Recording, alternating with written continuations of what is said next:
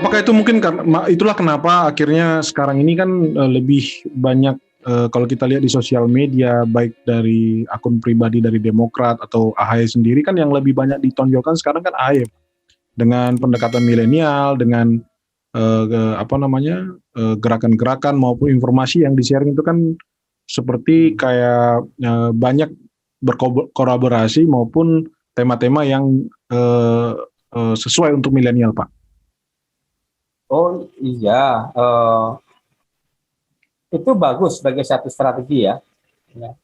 Bagaimana strategi Demokrat menyasar pemilih milenial. Ya. Nah sayangnya ini kan terkait dengan figur. Ya. Figur itu melekat, ya. Karena bagian dari branding partai itu, salah satunya kan figur. Gitu. Ya, selain institusi itu sendiri bisa menjadi brand yang bagus, figur juga salah satu yang menjadi brand partai. Jadi dia berkelindan gitu ya, melekat ya di antara figur dengan institusi. Nah, dari konteks strategi ya, dengan membangun narasi-narasi milenial dengan termasuk tidak hanya narasi tapi juga performance misalnya AHY ya dikemas di branding milenial gitu ya. Nah, dari segi itu oke. Tetapi ada unsur yang negatif tadi itu juga terlalu dominan juga gitu. Ya. Bahwa ada satu persepsi ya bahwa AHY itu copy paste ya dari SBY gitu. Ya. Nah, AHY dipersepsikan ya dia anak yang tergantung orang tua. Ya di setel SD dan sebagainya lah. Image itu masih kental. Ya. Dan memang kalau kita amati ketika tampil di publik juga kan model cara berbicara itu kan kurang lebih mirip ya Pak ya, kalau kita menilai secara ini. Maka menurut saya memang AHY itu harus keluar dari itu. Harus keluar dari frame ya. Jangan SBY banget lah gitu. Jangan anak bapak banget gitu ya. Jadi maksudnya itu kan tidak baik gitu di mata publik. Gitu. Ya. Kok ini niru ayahnya gitu ya. Plek gitu ya. Plek itu istilahnya hampir sama. Gitu, mirip banget Pak ya. Mirip banget. Jadi banget. Itu di satu sisi membangun persepsi bahwa AHY belum menjadi dirinya sendiri. Nah, sebagai seorang pemimpin, ya, itu dia harus menjadi dirinya sendiri. Dia harus punya kepercayaan diri. Ya, nah, dia punya style sendiri. Nah, jangan menjadi followers. Jadi image-nya kan jadi followers si AHY. SBY banget nih. Ya. Nah, itu salah satu hal yang harus dievaluasi. Bahwa dalam konteks strategi sudah mulai membidik kalangan milenial, itu it's okay lah. Memang harus begitu.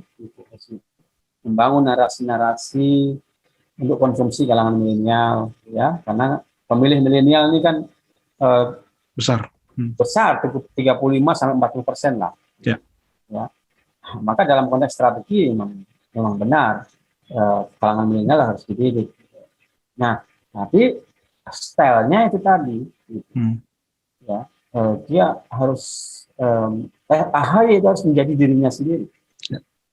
Ya kalau bisa saya simpulkan tadi kan Bapak sudah menjelaskan bahwa nama besar Pak SBY sendiri kan itu bagus di tahun 2004-2009. Tapi kenapa ini justru AHY muncul dengan brand yang kurang lebih sama gitu ya Pak ya, dengan ayahnya Pak SBY sendiri gitu kan. Jadi justru yang tadi Bapak sudah sampaikan bahwa itu bagus di 2004-2009 gitu ya Pak ya. Harusnya AHY muncul dengan dirinya sendiri, brandnya diri sendiri yang apa adanya, kurang lebih gitu Pak ya, untuk menarik Iya, masyarakat, karena tadi brand dari Pak SBY sendiri sudah menunjukkan tren menurun. Gitu ya Pak iya, Kareno? betul, betul. Jadi tunjukkan, SBY menunjukkan inilah saya, gitu ya. Saya bukan bapak saya, gitu ya. Ya. Saya adalah saya. Ya. Cuma tentu saja, eh, hal-hal yang baik dari SBY, ya, itu bagus ya untuk dilanjutkan, untuk Yes. diteruskan, Ya. ya, untuk diamplifikasi, ya, oleh AHY, ya, hal-hal yang positif, tetapi tidak harus meniru gaya berbidatonya, ya, kemudian diksi-diksi, pilihan diksinya, kemudian yang lebih penting lagi adalah jangan menunjukkan seorang AHY, ya, itu hanya boneka yang disetir, yang dikendalikan oleh orang tuanya. Itu penting, ya, penting untuk meyakinkan publik bahwa AHY memiliki kemampuan, apa namanya, self help, gitu ya. Dia punya kemampuan diri, ya, dia menjadi dirinya sendiri. Gitu. Ya. Berarti ujian ini soal kisru kubu Demokrat ini Pak, itu akan juga nantinya dinilai oleh publik apakah AHY benar-benar mampu menjadi pemimpin di Demokrat ya Pak? Oh iya, justru itu makanya AHY harus mulai menunjukkan dirinya sendiri tadi itu, menunjukkan kualitas kepemimpinannya. Nah, itu yang harus dilakukan AHY. Nah, saya kira di 2024 juga. Nah, kenapa elektabilitas AHY itu, ya, itu tidak juga mengalami kenaikan signifikan, ya, dalam bursa capres ya. Coba baca dari survei ke survei. Ya. Nah, disparitasnya, ya, antara AHY dengan Ganjar Pranowo, dengan Anies Baswedan, apalagi dengan Prabowo ya, itu jauh. Ya. Ada kecenderungan stuck di situ.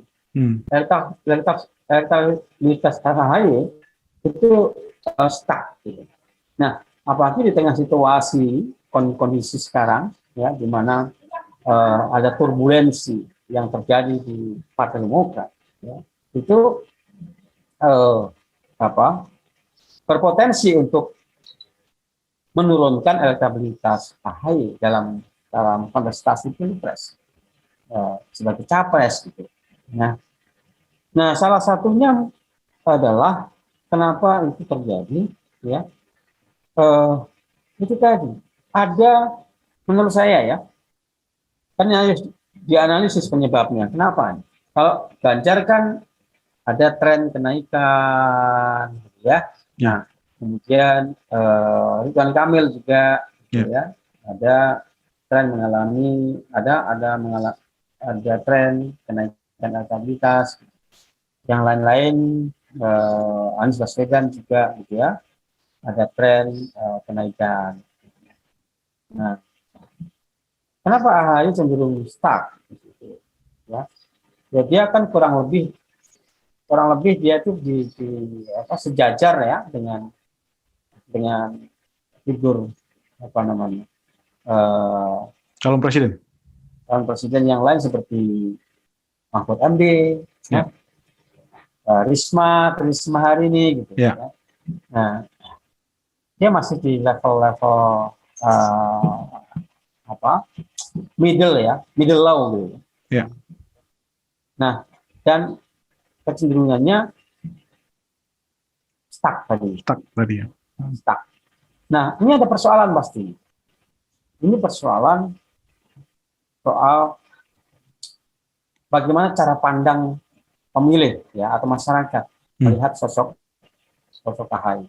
Nah, saya duga, ya, itu dikarenakan adanya persepsi masyarakat terhadap AHY, ya, di mana AHY itu belum dianggap capable, mampu untuk memimpin satu pemerintahan, gitu. Ya. Nah, publik akhirnya belajar dari apa yang terjadi atau realitas politik yang terjadi. Ternyata kan misalnya terjadi kekisruhan, ya, terus gayanya, stylenya AHY itu mirip dengan kayaknya kayak jiplak, gitu. Kemudian ada persepsi AHY dikendalikan oleh bapaknya, ya. Nah, itu persepsi yang negatif bagi AHY dalam konteks calon presiden. Nah, ada keraguan masyarakat di situ, muncul satu keraguan, nggak bisa ini model pemimpin seperti ini, gitu. Nah, hal-hal itu menurut saya yang signifikan memengaruhi elektabilitas AHY yang cenderung stuck ya. Maka dia harus keluar dari, dia harus menjadi dirinya sendiri. Nah, jadi to be yourself lah, gitu ya, untuk AHY. Baik, Pak Karyono, terima kasih sekali Pak untuk diskusinya. Sudah tidak terasa hampir 60 menit kita melakukan interview. Banyak sekali insight dan pendapat yang diberikan oleh Pak Karyono. Kelihatannya Pak Karyono benar-benar mengikuti banget ya Pak ya, melakukan memonitor terus perkembangan dari Partai Demokrat ya Pak ya. Iya. Kita harus mengikuti perkembangan politik ya. Ya, karena Demokrat ini menarik juga untuk diamati. Setuju Pak. Dan sering menjadi isu yang trending juga Pak di media kita Pak. Iya, gitu. Menarik. Baik, demikian Tagarians diskusi kami bersama dengan pengamat politik sekaligus Direktur Eksekutif Indonesian Public Institute, Bapak Karyono Wibowo. Terima kasih dan selalu bersama dengan Tagar TV. Jangan lupa klik subscribe dan ingat loncengnya supaya Anda tetap mendapatkan update dari kami. Sampai ketemu kembali.